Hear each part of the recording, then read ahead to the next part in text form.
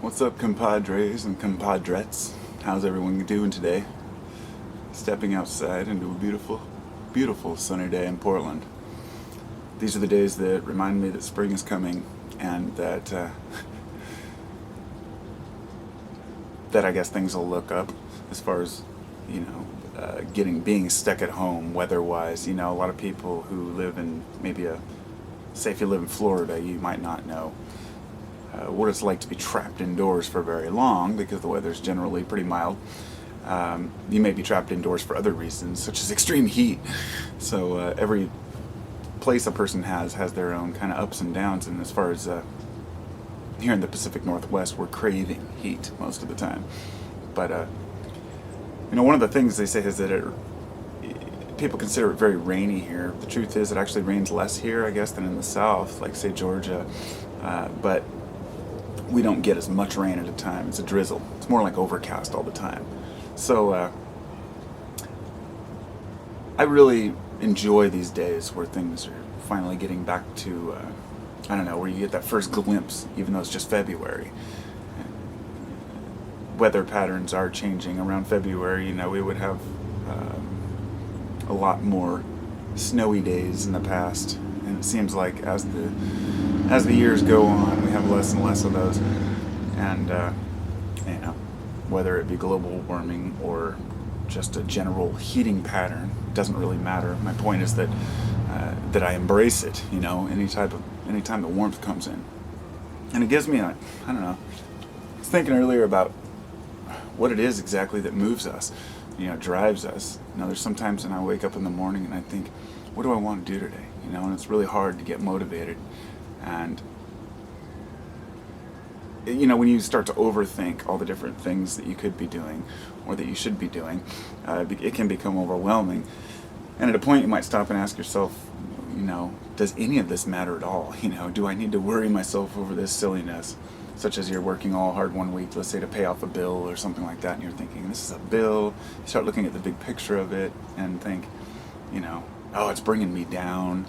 Money's bringing me down, all these things that I have to do and these responsibilities. And in fact, I had a conversation with the sub earlier he was talking about just that, actually, money, and how money is it sucks to have to to race for the money, to try to get paper. And even if you as an individual aren't seeking that, you realize that you have to have it to live, and that other people around you are seeking it. So if it's available, you have the opportunity to seize it before someone else. Let's say if, getting a particular job, or if you're in particular sales and you're trying to make a sale or whatnot, money might not mean that much to you, but when you have a family you have to support and you have a life that you have to live, then of course it does mean something. But it tends to interfere with what we want to do, or at least that's the way we see it. That the fact that we need money interferes with our our desires to do what we will and to enjoy our lives. Whereas some people think that the money itself is part of the desire, but it's like we're forced to be part of society in a way.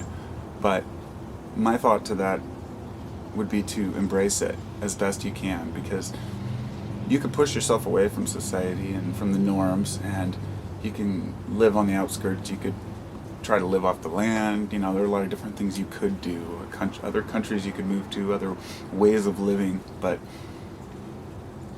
generally you can't escape yourself, and it seems like that's what we're always trying to do. When I was younger, I wanted to move to Montana to kind of get off the grid, so to speak, and I was young and dumb, but even then I knew that that's not getting off the grid. There's no getting away from it, because what I'm ultimately trying to escape is, I guess I'm trying to find who I was. I was trying to discover myself, or how to live comfortably wherever I am. So I think that that's one of the most important things that we should yearn for, is trying to be happy where we are, without being, without remaining just content just because that's our situation. And that's a tough one sometimes. But in the end, I ask, I guess, what is it that you're yearning for? And when we wake up and we worry about things, or say, like I say, about talking about spring, getting up and seeing how it's a new dawn and a new day and a new season's coming. And the question to that statement, I guess, would be, so what? What are you going to do with it? How are you going to utilize this sunny day here? Well, so far I'm not utilizing it very much. Been kind of pacing around, thinking of things I could be doing. I'm sitting out here on the side of the house with a bunch of stuff I should probably take to the dump. Could be doing that right now. And I know it'll feel so good when I finally do get the things accomplished that I need to finish, but first I have to push myself to do it. I've always, I've envied the go-getter type people who could just get up and go and really,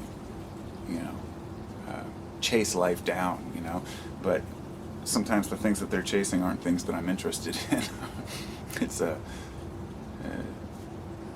don't know. I see the world in my own way. So I don't know. I just thought I'd sit out here and just kind of bullshit for a minute, and I did. So I guess I'll leave it at that. Have a great day, everyone, and